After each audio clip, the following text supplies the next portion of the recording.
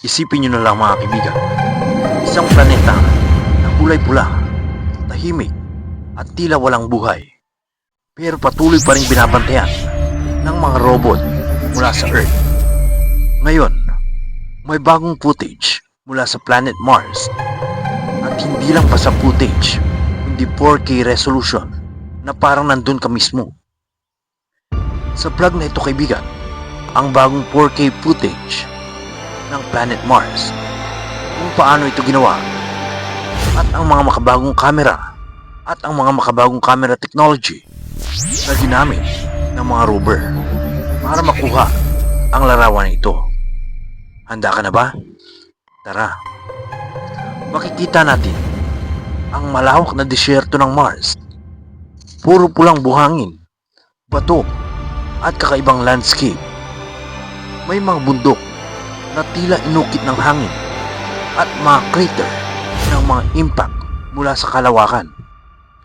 Sa 4K resolution na ito, bawat detalye ay malinaw, mula sa maliliit na bato hanggang sa texture ng lupa.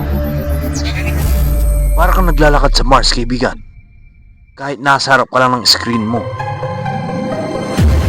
Ang mga footage na ito ay hindi basta-bastang kinunan. Ito ay galing sa advanced rover tulad ng Jules rover at Curiosity rover. Ang mga rover na ito ay parang mga robot explorer na ipinadala ng NASA upang pag-aralan ng Mars. Sila ang mga mata at kamera ng crew natin sa ibang planeta.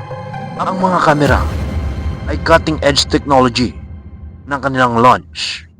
May high-resolution panoramic cameras para sa wide landscape shots. May microscopic cameras para makita ang maliliit na detalye ng bato. At may mga navigation cameras para sa movement ng rover. Kahit ilang taon ang lumipas, ang quality ng camera na ito ay kahanga-hanga pa rin at kayang gumawa ng 4K visuals. Pero teka kaibigan, paano naging 4K footage kung hindi naman originally 4K ang kuha? Ang sikreto ay nasa proseso ng image stitching o pinagsama-sama ang mga libu-libong larawan. AI enhancement o ito ay pinalinaw at pinataas ang resolution at color correction. Mas magiging realistic ang itsura ng Mars. Nagmumukhang cinematic ang footage na para kang kasama sa eksena ng pelikula. Hindi lang ito basta magandang video kaibigan. Mahalaga ito dahil tumutulong sa mga scientists na mas maintindihan ang Mars. Nagbibigay ng clues kung may buhay ba sa planetang ito noong araw at posibleng makatulong sa future human mission. Sa bawat larawan ng video, mas lumalapit tayo sa ibang mundo. Sa tingin mo kaibigan, darating bang na makakapunta tayo ng Mars?